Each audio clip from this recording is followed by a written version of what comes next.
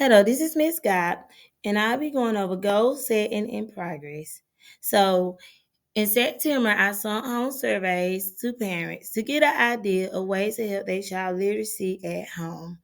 With receiving the surveys back, the biggest feedback that I got that parents needed help with technology to help with their child literacy, whether it was through read alouds, games, or some type of website to better improve their child literacy.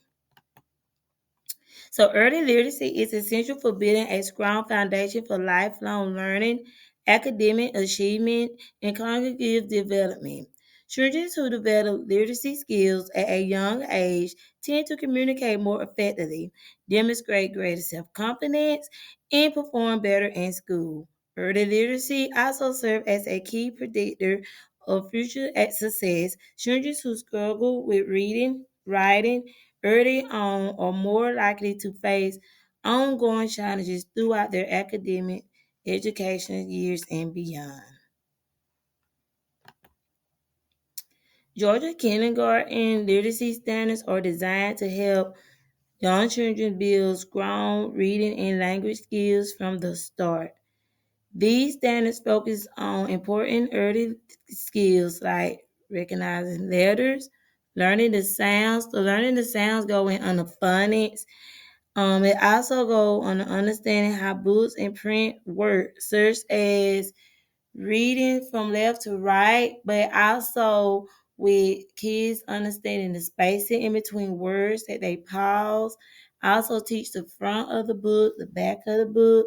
They all go on understanding how books and print work. And also developing listen and speaking skills. Recent laws in Georgia now require schools to teach reading using methods backed by research, such as the science of reading. This means teachers use clear, step by step instructions and phonics and other proven techniques to help children learn to read. School also use tools to check out how well students are progressing and provide extra help if a student is struggling or shows signs of dyslexia. These challenges are meant to give every child a strong foundation in reading, set them up for success in school and beyond. So the problem that most teachers that we are noticing that it's important challenges that came to early reading that most students are starting kindergarten without the basic skills that they needed to begin with learning to read. So this was with them not recognizing letters. They did not understand sounds that go along with the letters. And they did not even know like how book works. They didn't understand how you open it from the front, how you read from the left to right. They didn't have no knowledge of it. But this gap is reading this and it make it harder for kids to catch up. Another concern is that the schools are sometimes focusing too much on testing and academic instructions, which leaving less time for play and social emotional learning. But play is how young children explore, build relationships, and develop important life skills like word problem and self-regulations. Educators are working to create a better balance, making sure children grow strong reading instruction while also having time to play, connect, and grow emotionally. Goal. So the main goal of kindergarten literacy instruction is to help children build a strong foundation in reading and writing. All educators want every child to develop these skills. They need to become confident. They need to be independent readers and writers as they grow along. This includes learning their alphabets, understanding the sounds that go along with the alphabets, whether they recognize it's uppercase and lowercase, they got to recognize that sound. Also knowing words starting out as your CVC words, let them know words turn into, once they get letters, they can understand that letters turn into words, and then they'll have the knowledge that we read words. and also the beginning to express their ideas through speaking and writing. This should be done in a manner that support their overall development in the love of learning. So fun ways to build literacy at home with reading and storytelling. And this can also be done on technology. Of course, you can get a book and read aloud, but if you don't have access to books through the technology, there are plenty of read alouds through technology. But try doing this every day. Spend 15 to 20 minutes reading books together.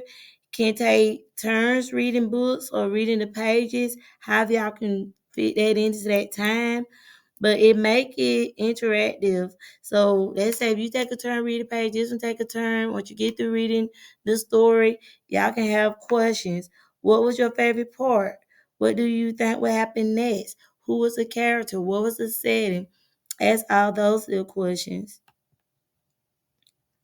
So encourage storytelling. You can invite your child to draw pictures that tells a story. Let's say if they don't have the words, they can't really explain. You can give them a chart paper or just a piece of paper and say, draw me the setting or draw me the character or what do they do on this page or that page. And this can help them to write. So let's say when they draw the page, they can write the dog or the cat or whatever the story is about. You can help guide them into reading the words and writing the words that go along with a drawing. And this will build creativity and connect writing with meaning. This is one of my favorite. You can make a story basket and you can keep this basket filled, or you can change it out through seasonals, or you can change it out with different stories, however you feel. But you can keep that basket full because that will encourage them to want to read because you know they're going to have different things in the basket. But you can fill that basket up with fun items like sticky puppets, animal figures, small toys. You can use them to create or act out stories together.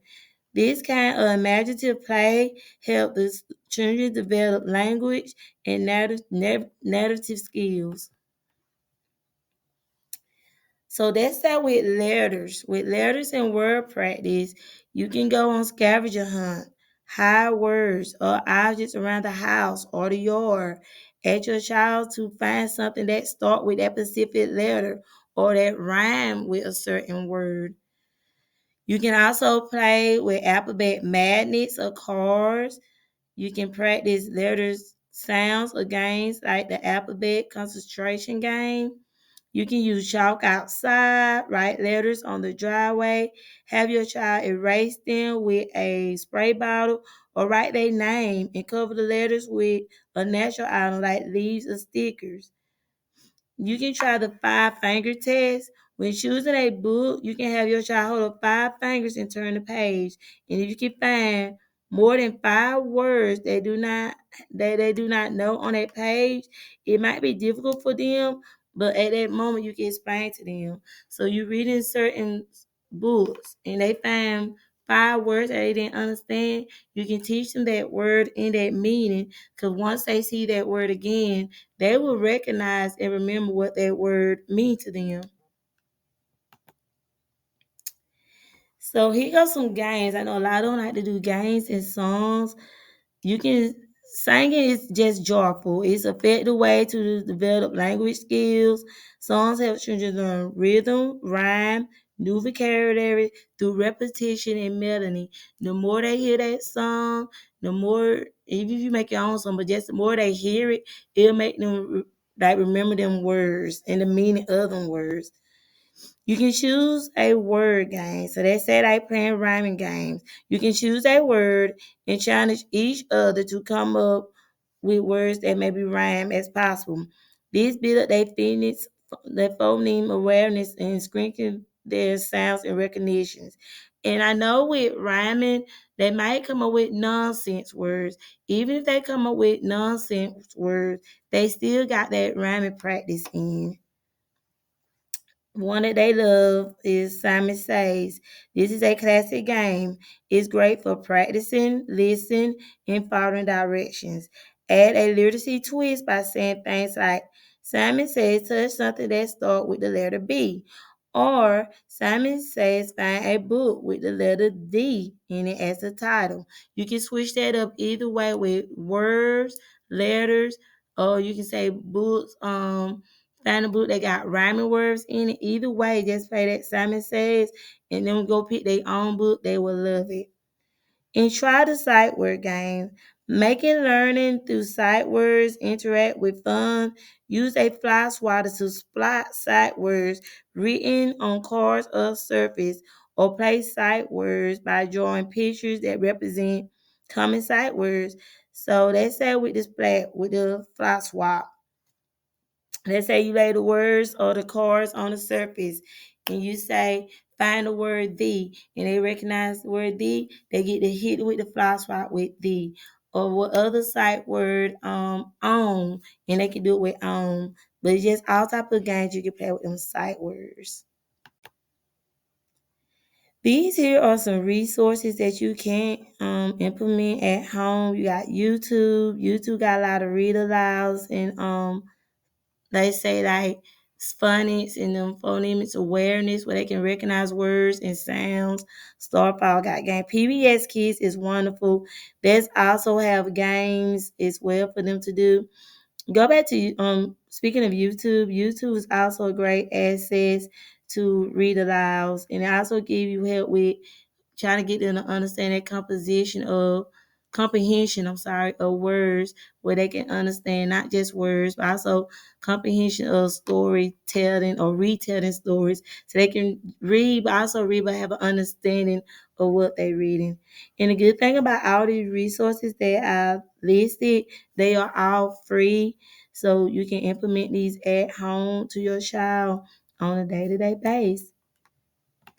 I thank you all for taking the time out, but also I thank you for putting the literacy within your child home every day.